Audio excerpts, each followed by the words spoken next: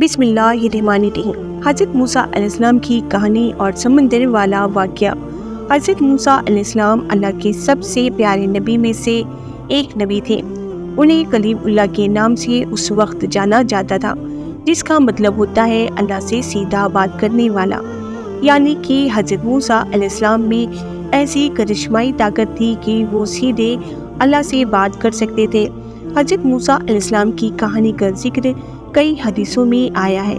آج ہم کوشش کریں گے کہ آپ کو زیادہ سے زیادہ حضرت موسیٰ علیہ السلام کے بارے میں بتا سکیں۔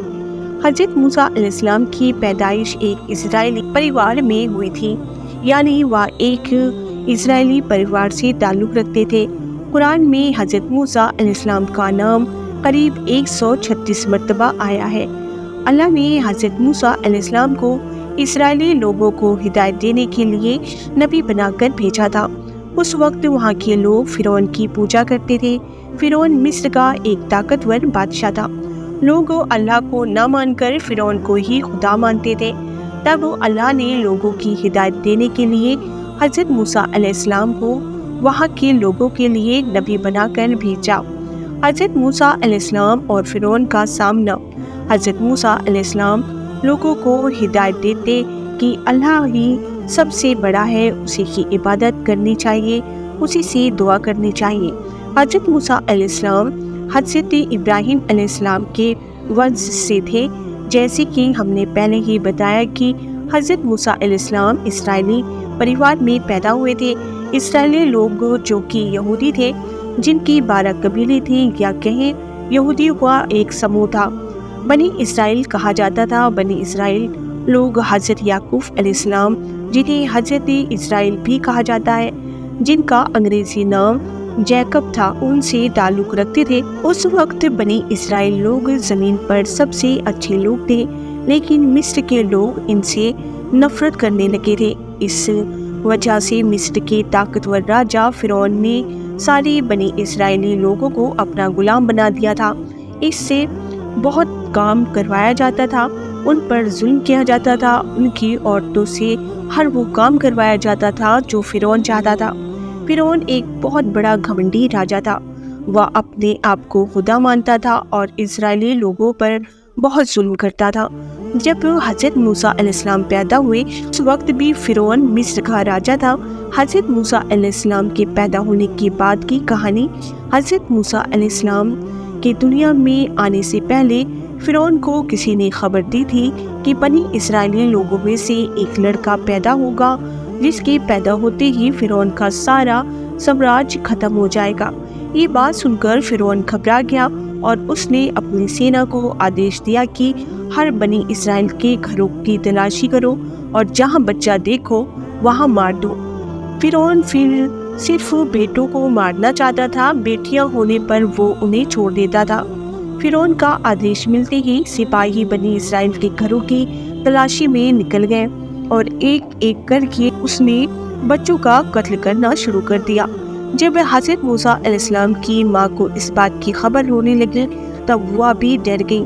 تب اللہ سے ایک پیغام ان کو آیا کہ تو اسے ایک ٹوکری میں رکھ کر ایک نیل ندی میں چھوڑ دو، اس بچے کو کچھ نہیں ہوگا۔ اللہ کے حکم کے مطابق انہوں نے آپ یعنی حضرت موسیٰ علیہ السلام کو ایک ٹوکری میں رکھ کر نیل ندی میں بہا دیا۔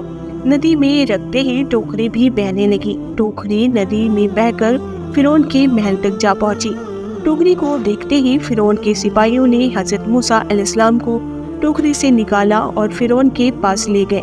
محل پہنچتے ہی فرعون کی بیوی نے آپ یعنی حضرت موسیٰ علیہ السلام کو پہچان لیا اور کہا کہ یہ بنی اسرائیل کے گھر کا ہی بیٹا ہے، جس سے ہمیں خطرہ نہیں ہے۔ فرعون آپ کو اسی وقت مارنا چاہتا تھا، لیکن فرعون کی بیوی نے کہا کہ اسے مارو مت، اس سے زندہ رکھو، رہنے دو، یہ ہماری آنکھوں کی ٹھنڈک ملتی رہے گی کہ ہمارا دشمن ہمارے سامنے ہی ہے، قیدی بن کر وہ ہمارے سامنے ہی رہے گا اور ہو سکتا ہے یہ خوش نصیب بچہ ہو۔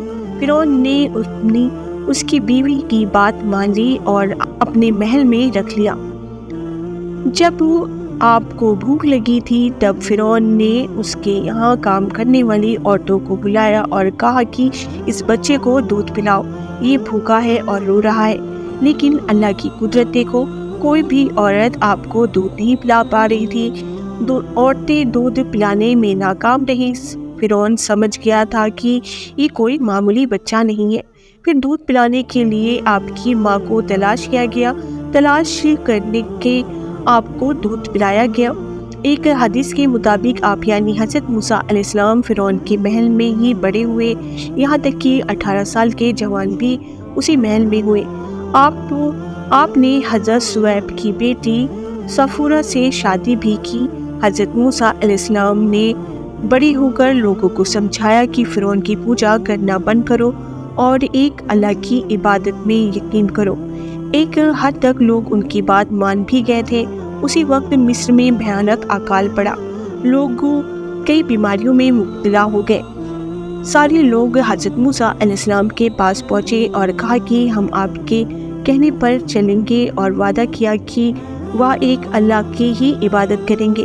جب لوگ بیماری سے ٹھیک ہونا شروع ہوئے اور حالات پہلے جیسے ہونے لگے، تب لوگ فرعون کے ڈر سے واپس اس کی پوجا کرنے لگے۔ اسی دوران فرعون کے ظلم سے لوگوں کو نجات دلانے کے لیے حضرت موسیٰ علیہ السلام نے فرعون کو چیتاونی دی کی اور کہا کہ وہ لوگوں پر ظلم کرنا چھوڑ دے اور لوگوں کو غلامی سے آزادی دے۔